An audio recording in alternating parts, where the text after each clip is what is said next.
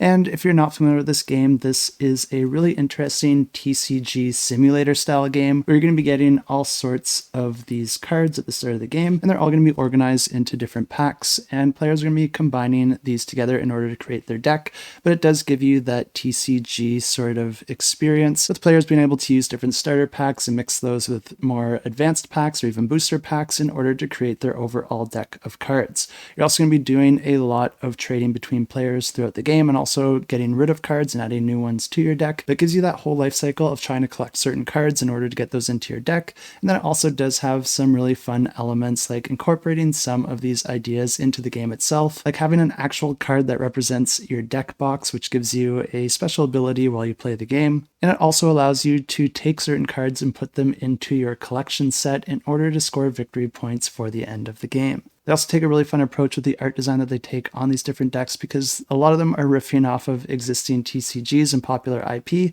you'll see decks in here that might be familiar to you because it'll be very similar to those card games or video games or TV series that they are riffing off. And this is all very tongue-in-cheek. It is intentional by them, and I think it's a really fun decision that they incorporate into this game. And there's one more really awesome thing that I do want to mention about the art on this one, and this is the Millennium Blades Art Initiative. And I like this for a few reasons, but basically what it is a initiative run by Level 99 Games where they're pledging to basically invest their money into commissioning artists rather than putting that money into your traditional advertising campaigns that we see on a lot of Kickstarter and GameFound campaigns these days, especially those exploitative ones that use very advanced tactics and a lot of data gathering in order to really manipulate the backers. This is something that this company wants to stay far away from, which I definitely want to commend here. And along with this, they are actually employing real artists rather than using AI, which I do have mixed feelings about, but in general, if a game is getting other creative minds involved and giving them opportunities to make money doing what they love, I think that's generally a good thing. And Level 99 is trying to do this in a way that is supporting artists by providing them with creative freedom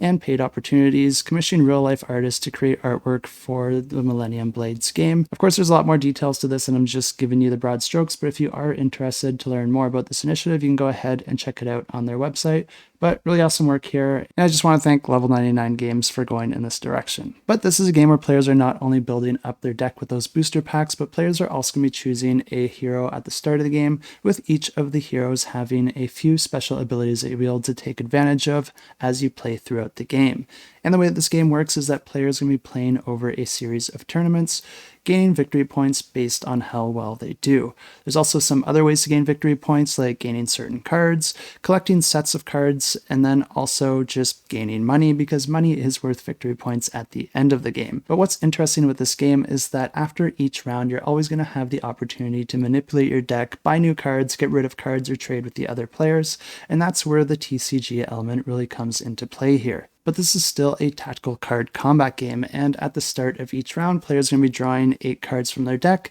and then you're going to be using 6 throughout the round. Players are essentially going to be taking turns playing a card at a time and then resolving the effects. But each player will also have a deck box card as well as a accessory that will grant them with some special abilities or one-time use abilities that players will be able to take advantage of to try and tip the scales in their favor. And whenever a player plays a card from their hand, they're going to be playing it into this tableau with the cards having different symbols and power levels on them as well as special abilities. And the whole goal here is to try and create certain combos across your cards so that you're getting the most victory points at the end of the round, because it's the player that does this that's going to be winning that round. But there are some cards that cause other players to flip their cards over, essentially making them useless within their tableau. And when you're trying to create certain combos, like if you play a card that gives you a certain amount of victory points for a certain icon, then you're trying to play as many cards that have that icon. You have to be really careful because other players can attack your card or play a card that will make you flip that card over, essentially making all the victory points that you just were earning with that card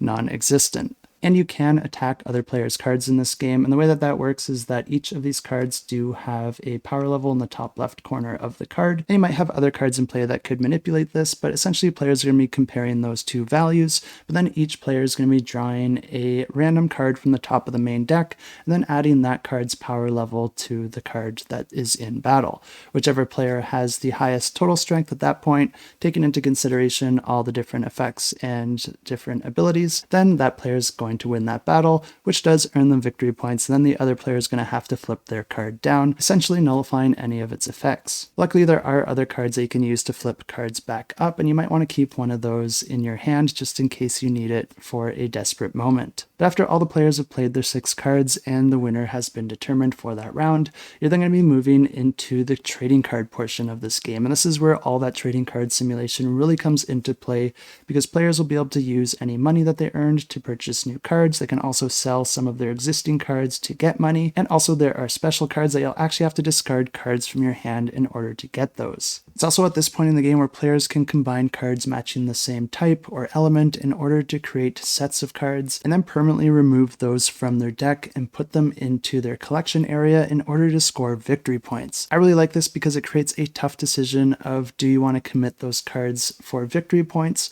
or do you want to hang on to those so that you can use them in future battles? But the game continues like this over a series of tournaments, and the player with the most victory points at the end of it wins the game. And if you are interested to check this one out, I will have it linked in the description down below.